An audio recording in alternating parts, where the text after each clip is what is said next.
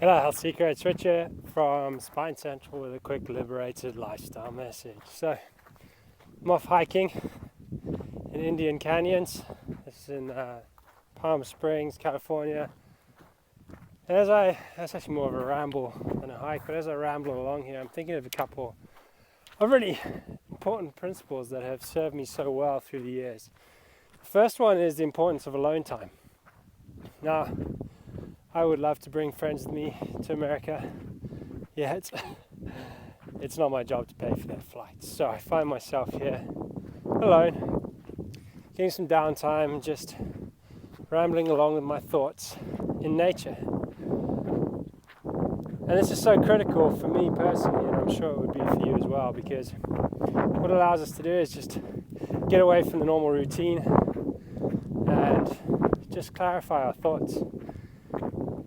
And magical things happen when you do that. One, solutions arise to problems, and new inspiration comes just from being out of your normal environment. I see very much the biggest struggle that we have is just familiarity.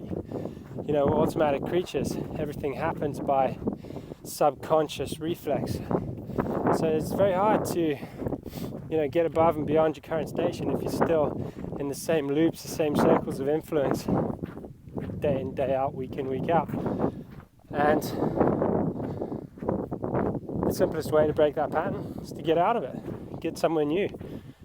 And just the very act of just changing your environment often brings up some incredible opportunity to wire new neurons together in new ways, come up with some solutions. So that's one principle. The second one is the importance of just cutting loose and going into the void. Now, honestly, I really have no idea where I am.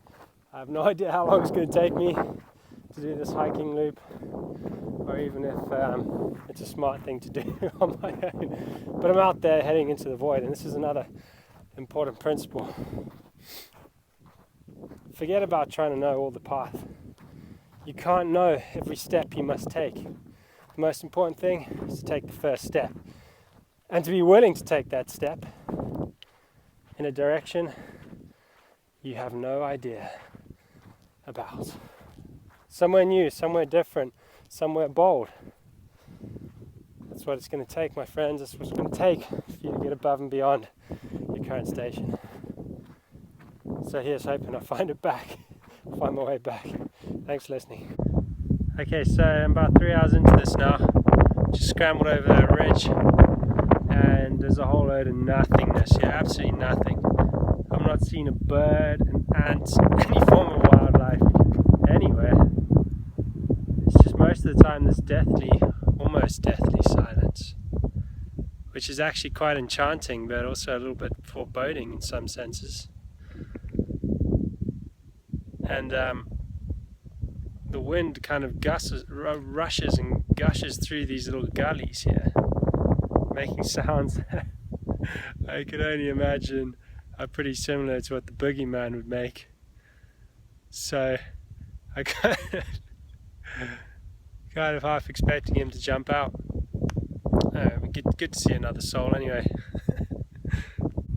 Okay, it looks like I'm going to make it back to the car in one piece. Turns out there was no Boogie Man, but there is this little oasis. How cool is that? Palm trees growing in the middle of the freaking desert. Super cool. And a little bit disappointed I never had to eat any of these cacti. Where's one? Yeah, backup plan there. Wasn't needed. So there you have it. Saga over, adventure over. And can't help but think, eat your heart out, Attenborough. There's a new Richard on the block, making nature films.